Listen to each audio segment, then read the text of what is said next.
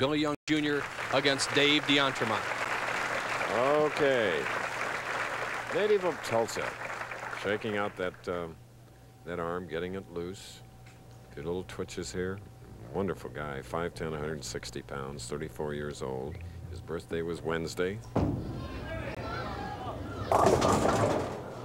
Deceptive speed for his action, but Bo, you get a 2.810 to greet you. Once again, we see all the players really having trouble with their first shots sliding by the head pin. Very slick lane surface, and the oil seems to have been a little bit farther down the lane than it has been all week long, as Billy Young has a tough shot. Just hit the 2 and 8 and hope.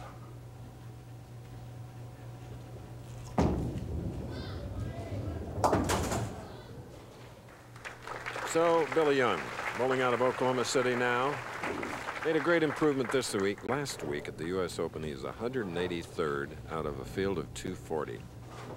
Now Dave D'Entremont, with 2 victories, is in the final game. Could win his first title today and $30,000 and a trip to Akron.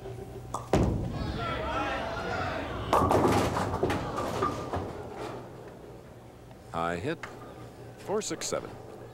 Two excellent young players have never really experienced a championship round match in quite a while, and it's affecting them in their first frames. As you see D'Entremont cutting through the middle, he's got an almost impossible spare. Will shoot for the 4-7.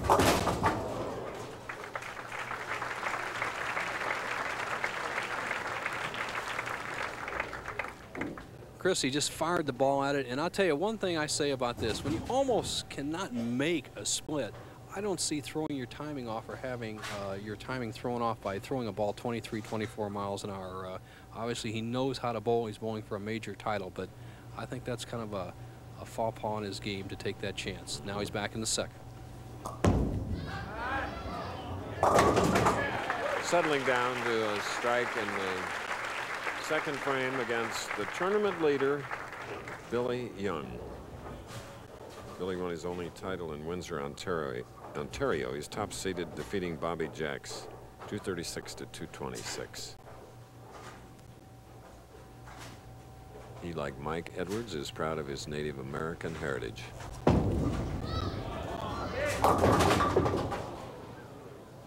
Sliding by again, but you can make this particular split. There's a chance, and I'll show you how to do it right here. What you must do is get the ball hooking a lot. He has to play a big hook, get it over in the 2-4 zone. The ball will actually drive the 4 into the 8 and also drive the 2 into the 10. A tough shot, but it can be made with the big hook.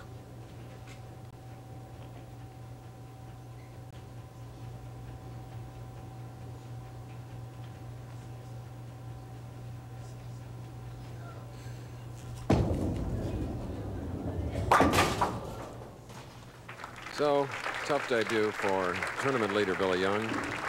Pair of open frames, result of splits that faced him, unable to convert them, and that's 16 through the second. Well, he's dominated the field, Chris, and he struggled here. He said he had a backup bowling ball that he could go to, and he had trouble last night. He switched and shot better than 700 the last 3 games. Is he going to reach for that other bowling ball? He continues to use the ball that he had open frames in the first 2 frames with. He's going to make an adjustment. If he doesn't get around the pocket, I think he'll make the change. Here we go.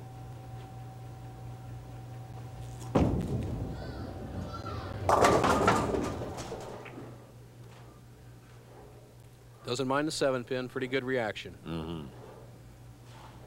This young man started bowling at the age of 6. His first game was 21. His first 600 series came at age 14. And he credits his father, who has won an American Bowling Congress championship title, the only man from Oklahoma to do so, with really making him a top star he is today.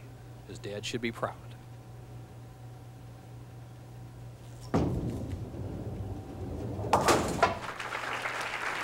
Because ABC All Events has to be fun to win, Bo.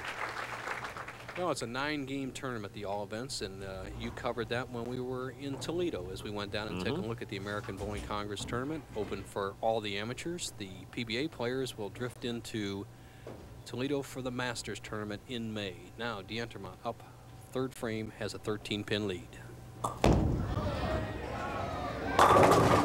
Now he leads by 23. Dave DeEntremont, who last year won $38,880, won telecast 5th at the Bud Tournament Touring Players Championship. And for you junior bowlers out there who like to be updated, Dave DeEntremont also started bowling at the age of 6. Told me he finished his first season with a 70 average. Improved a little bit since then.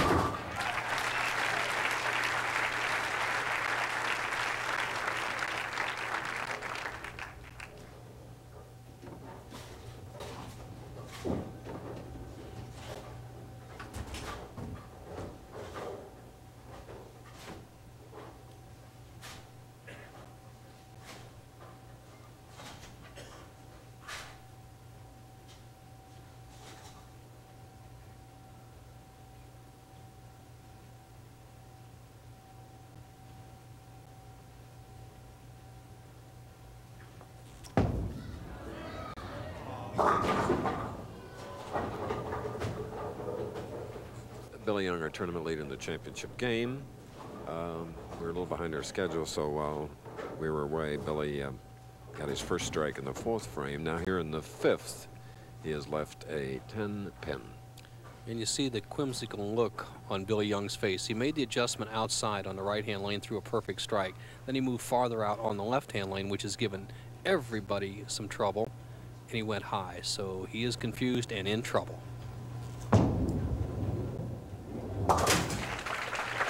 Very carefully shot the 10-pin.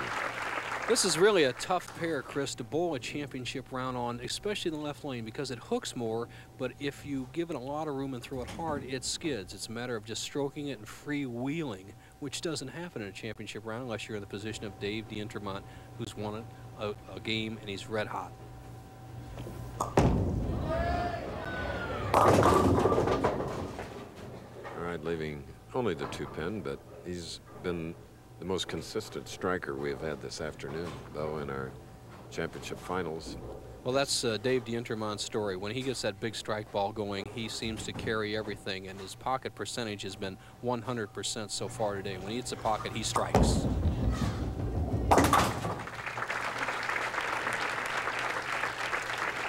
The winner of this game will go into the 27th annual Bridgestone Firestone Tournament of Champions a week from today. Starts earlier, of course. The final of 16 telecasts, as we see how Dave DeEntremont's playing the lanes. He's over in this position, he'll cross to this position, then he'll swing the ball wide out around the first arrow.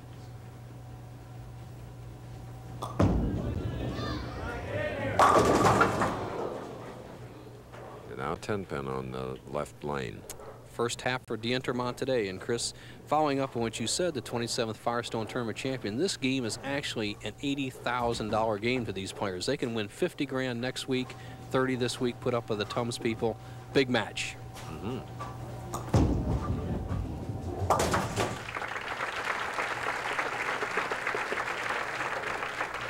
Halfway